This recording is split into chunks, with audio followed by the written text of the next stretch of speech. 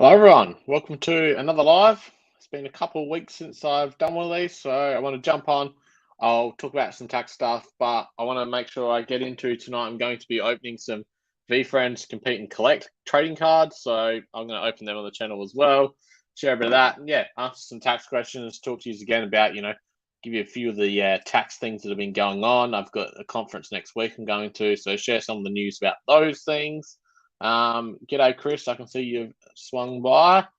I can see I did have a question coming here on YouTube prior to starting the live. So, as an international student in Australia, can I allowed to invest in cryptocurrency in Australian stock market without any restrictions and problems? Please answer my question as soon as possible. I'm not quite sure what you're asking, whether you're asking from a tax point of view or whether you're asking from a, are you allowed to? Um, I can't see why you wouldn't be allowed to as far as actually investing within Australia. It depends whether what your residency is as to the tax implications of that. Like, so if you're a temporary resident, you don't normally have any capital gains unless it's on Australian property. But in general, I don't know why you wouldn't be allowed to invest. But yeah, you'd have to obviously depends what visa you're on and who you're trying to invest through. So thanks for swinging by, Nathan. I'm excited to open these. Hopefully, I have some luck like you did. So I did. I'm going to get straight into opening some of these. So I got this. I've got one of my boxes so far of the compete and collect cards. So I'm expecting another two, but they haven't rocked up yet. I'm a bit confused as to how they did some of their shipping. To start with, like the size of this box is pretty crazy, and you can see the cards in don't take up much room. So it's a bit interesting. There's different boxes, different rarities. None of that really means a lot when it comes to it, but just thought it was strange that they didn't have some kind of system where they could data match addresses and then send it out. So I know I have quite a few people jump on these that do reselling and stuff like that. So they're used to the postage system and stuff. So to think this obviously is quite a chunky box there to come from the US, cost them a bit to ship, you'd imagine, and it just seemed logistically a bit odd that I've got one, I've ordered another two when I minted some of the very VeeFriends Series 2 that they wouldn't have somehow claimed it had some kind of system. So I did open one earlier just to see how it went, but I will open the box up. So they're such a small portion of the total box. So yeah, quite an interesting thing.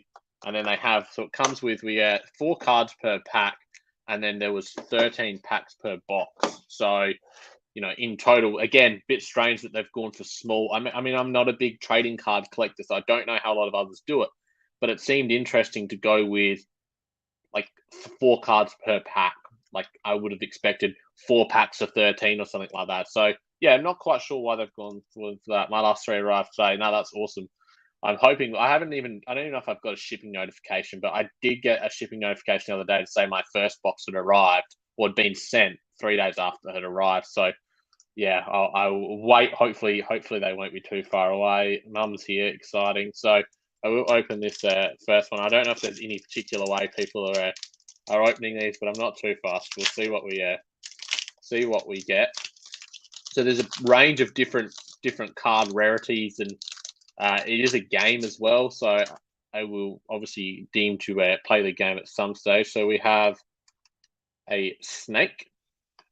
We have an owl. They all have different ratings on them as well. We have, what have we got here? The tough to beat the worm from the dirt, and we have the organized ostrich. So they all have different ratings on them as far as to the game, and they do have different traits. I'm not quite sure what the traits mean yet. I don't think it's been revealed as to how they're all going to work, but it will be interesting to see how the game evolves and whether some of these traits and whether so this one's a core card, how that all plays out. So we do have a question here. So is cryptocurrency going to regulate in Australia? Well, there is Labor. I think the government released something the other day about some form of regulation that they're going to look to. And now I haven't read this fully, and I will be at some stage talking about somehow having a bit of a database of all different coins and stuff. And it sounds promising in the way of I don't think people have too many issues with regulation if it makes sense and makes things easier for people. So to understand, at least we want to know, okay, how does this work and are you allowed to own it? Are you allowed to invest in it? What's the tax implications, etc.? What happens if you dispose of it, if you move obviously, like all those different things. So there will be more regulation, and they're starting that process. Hopefully, I mean, I think the industry in general has taken that as a positive, but it's a fine balancing act of not over-regulating stuff and creating too much thing that then people just don't do the right thing at all.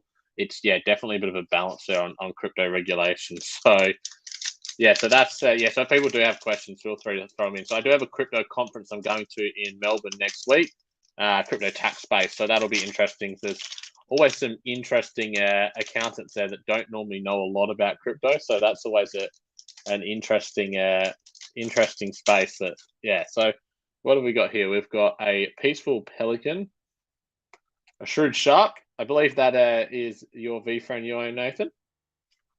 We have the reliable rat, and we have the prudent polar bear.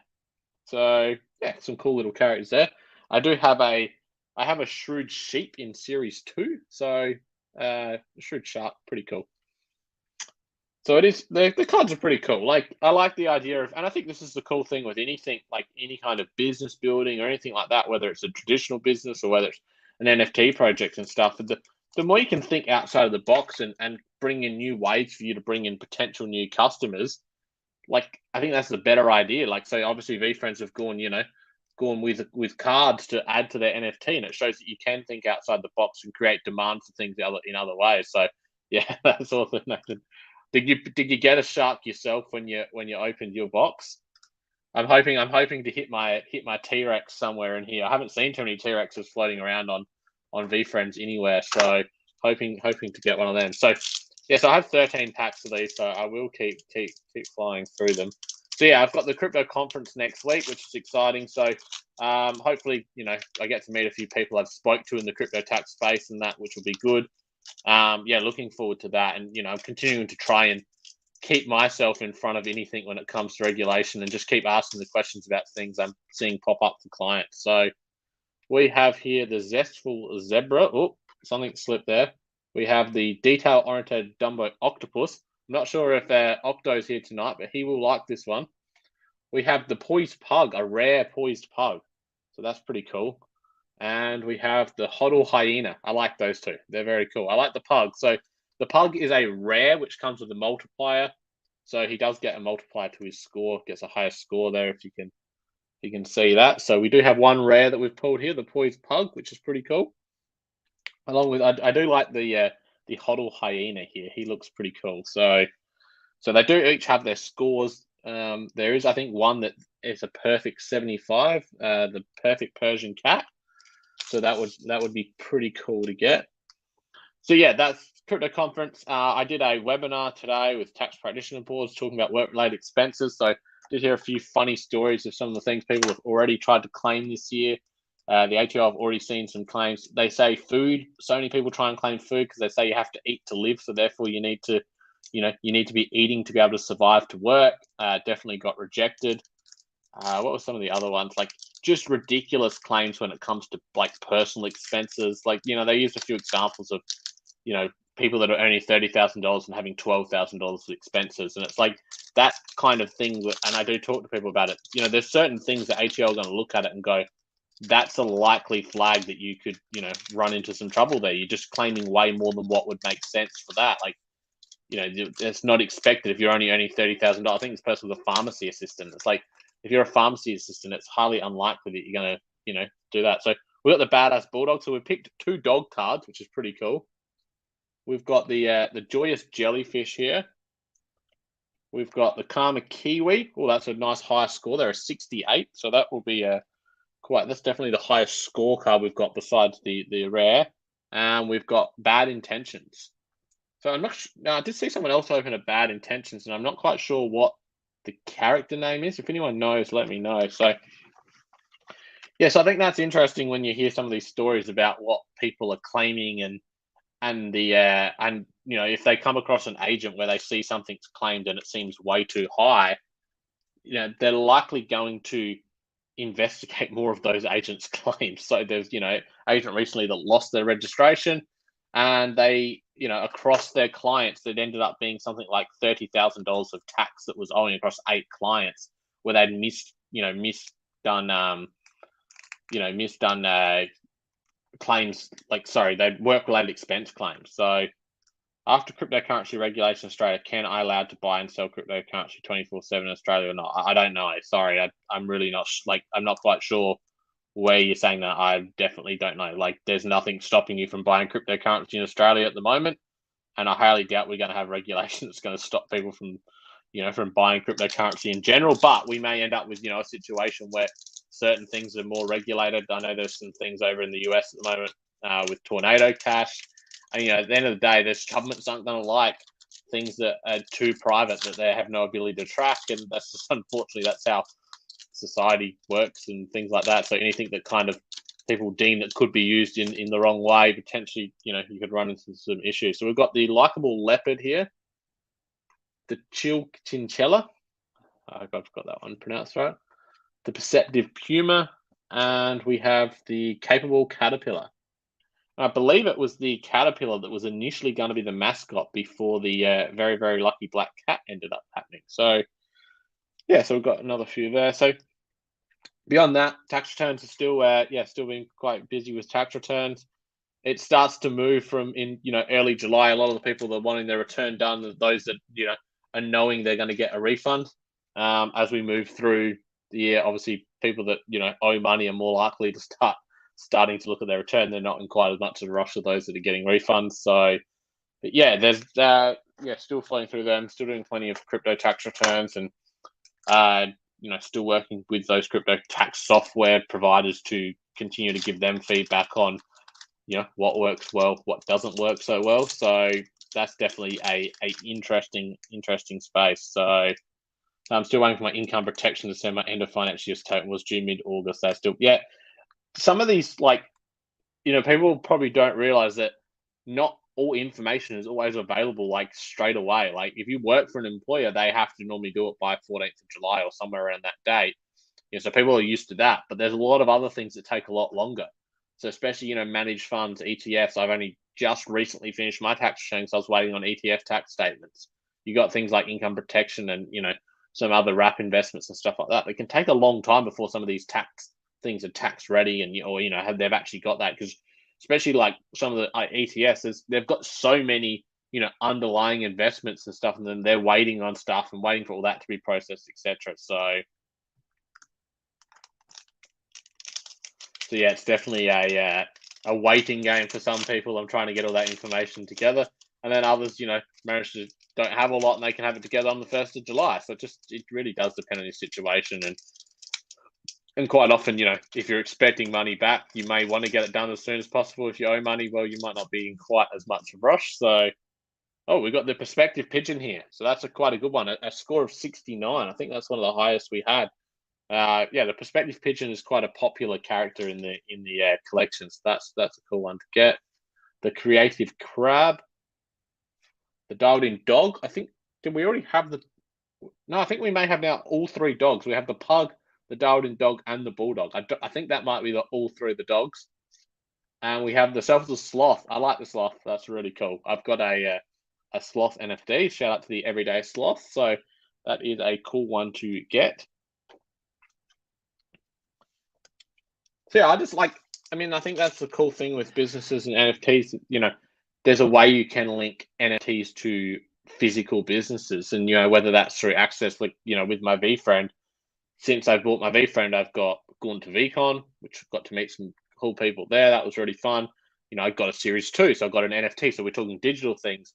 We're talking access to events, and then I've got obviously physical cards as well that come with the Series 2. So it's like multiple things from that, and I think that's across any business. Is that the more you can adapt and more you can think of what's other ways I can help my customers, help my clients, and provide extra value to people. I mean, I'm trying to do it through the YouTube channel and create content and educate people and things like that. That's giving value, and you give value in return. People give, and that's how you can grow a business. And I will talk more over the next few months on YouTube, talking about, I'm coming up to the 2-year mark on YouTube. The business has been running for 3 years in the next, just under a month's time, and, talk about some of the things that I've learned along that journey. So how much capital gains tax I've paid while selling Bitcoin within a month, I have no idea. Sorry. I think you're starting to ask some questions that you may need to go and seek some proper tax advice on. So, I noticed you previously had a podcast on Spotify. Are you planning restarting on podcast? Yeah, I started the podcast and it was just grabs from the YouTube live.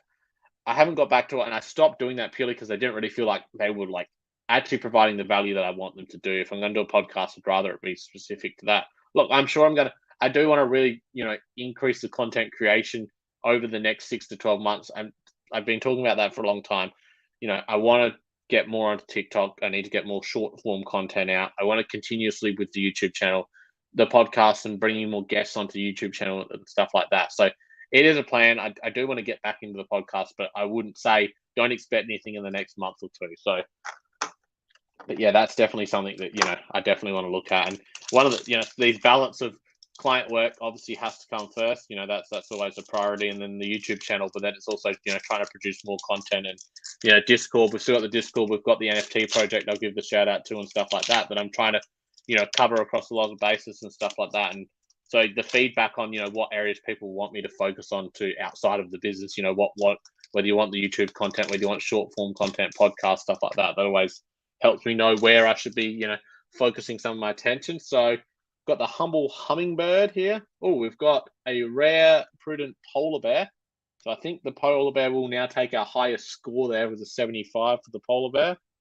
We have got, what have we got here? We've got the driven dragon. I like the dragon character. He's pretty cool.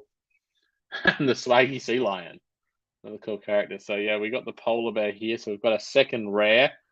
I believe they go very rare, then epic, and then there's some signature cards and one of one cards. So these are numbered. That's number 329 of 500.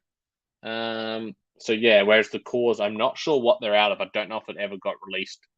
There was a lot of cards. So yeah, the rares are obviously out of 500. There was 55,000. I believe 55,000 boxes. So these are the boxes sent out of, that's how many there was to mint of Series 2, and each mint you were allowed to opt in to get one. So I think we should have 4 or 5 left here. We've got 1, 2, 3. We've got 5 packets to go.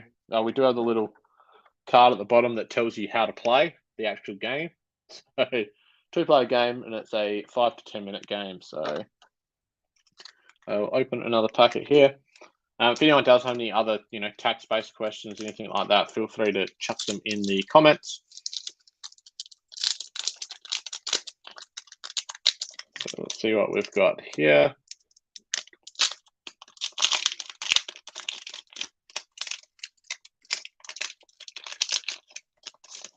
I really would. Oh, we've got the Woke Walrus. I think so far we've had all unique, different cards. We have got here the Wise Wasp. We've got the Content Condor, and we've got the Brilliant Barracuda, who may be one of the lowest valued cards there. I can see with only a score of 50. So maybe the Barracuda wasn't the most popular when they were deciding. I'm not sure. So each of these cards has a score, and the score is made up of so if we have a look at the pigeon here that had a 69, they're made up of three different attributes there. So we've got stamina, aura, and skill, and those 3 added up. So that one was 323s, and it comes to a 69 rating. The Walrus here was 18, 18, and 20, so 58. So yeah, they come to different scores there, and then that gives them the overall score. And then we have some of those like the rare ones, and that have a booster to them that give them extra value. And then the game rules. So the game works. The goal is to collect as many of the VeeFriends collectible trading cards as possible. Every VeeFriends character has a score made up of aura, skill, stamina. Based on the card's rarity, there's also a multiplier applied to create their total score. 2 players prepare for gameplay with an equal amount of their own cards. Players count to 3 and flip over 1 card. The player with the highest character score wins and keeps the other player's card. In the event of a tie, each player places 3 cards face down and 4 card face up. The player with the highest face-up card wins every card from that round. If there's another tie, repeat the previous process until there's a winner. The winner takes all the cards from that round. So a cool little fun game that they've added in. I think there's going to be more to it once they expand on those individual scores. It'll be interesting to see what the plans are next. I can see the game developing further and stuff like that. But I think they also want to keep it basic, but add in something so it wasn't just collectible. So We've got a cool one here, the Entrepreneur Elf. So that is now the highest base card that we've got. The Gritty Ghost, I believe one of the new characters from Series 2. That's a cool one to get. The Sensible Sommelier, and the Fuck You Monday Mole. So I do really like the Entrepreneur Elf there. He is pretty cool. He was one I did have my eye on when the series come out. So I was really hoping that I would get him, but unfortunately he sold out before I got there. There was definitely a few characters I eyed off on launch that I didn't get. But yeah, so I was hoping to get that. So I've got 3 more packets here. We'll get these done. So yeah, I've got 2 more boxes coming. I'm not sure if I'm going to open all of them. I probably will open one more and maybe just store one box away sealed just in case. You never know with some of these things. But yeah, I wanted to open one set up on here. Maybe I'll do another set at some stage. So I will give a shout out to the Discord. It hasn't been quite as active the last couple of weeks, but if anyone are interested, jump over. The links in the thing there, and I'm answering tax questions, doing stuff like that. So that's always fun. So we've got Toronto and St. Louis, which is a bit of an interesting one. My prediction is that maybe the next 2 years of VCon could be in Toronto and St. Louis. So that would make St. Louis likely next, but we'll see. So we've got the Charming Cheetah here. Oh, what have we got here? We've got a very rare Willy Wild Boar. So we've got that one there. So that's a 1 out of 72 out of 100. So he's now our rarest we've picked up, a very rare there. And we've got the Loyal Lobster. So there we go. We've got our first very rare. So that's the rarest one we picked. The boar, he's a 1 out of 100. So, or he's number 72 out of 100. So that is a cool get. Again, I'm not quite sure, if anyone wants to know values of these or anything like that, no idea. But yeah, cool to get a very rare. Opening cards is always fun. Yeah. I've got one put away in the cupboard. Yeah, that's the plan. That was always the plan. I got 3. Open one to start with straight away. Probably open the second one soon, and then stick the other one away for a while. I'm not sure what they were selling for. I know, a few of the boxes were definitely going for upwards of $200 kind of thing, sealed, but that's not my plan. I wanted to, opening cards is always fun. That was a plan. So yeah, no, I'm glad I picked at least one very rare for this box. So that was good. So we've got two more packets to go. I wonder if the cards are tax claimable.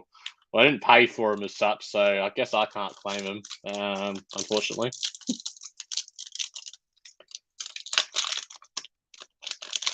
Now, if I hit a rare and I sell it, I definitely don't want to be paying tax on it either. Let's say that.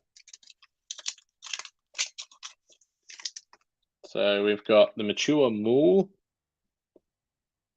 We've got the Consistent Cougar, the Humble Hedgehog, and the Insightful Irish Terrier. Okay, now that must be all the dog characters, surely. That's 4 different dog characters tonight. I didn't even know that there was 4. Surely that must be, we must have hit every dog character across the, what have we had so far? 48 cards. So I'm sure that must be it. We've got 1 to go.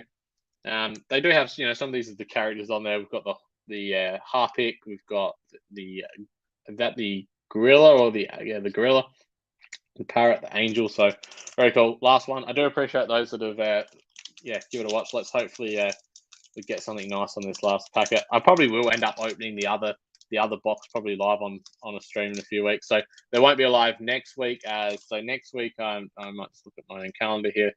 Next week I'm away for the conference on the Wednesday in Melbourne. The week after I'm also away, so maybe the 14th of September will probably be the next live. But we'll have some YouTube videos coming out. I did one the other day talking about companies and sole traders, so I want to cover some of those other structures such as trusts and partnerships, talk about them as well. So yes, Chris, last pack magic. Let's hopefully something good. But I'm pretty happy. Got some cool cards. It was more so for me to see what some of these cards look like. I haven't hit the T-Rex yet, so hopefully maybe that'll be it. We've got the Serious Sperm Whale, which we may have already had. We've got the Tremendous Tiger here. We've got the Unwavering Urchin, and final one, we've got the Tasteful Malian Tapir. So there we go. We've opened 52. Our rarest was the we've got the what have we got over here? The very weird Willy Wild Boar. That was our rarest one we hit. So I do appreciate everyone for stopping by tonight. Appreciate it. Wasn't A lot of taxed content tonight. I just wanted to open these cards and do appreciate something a bit different.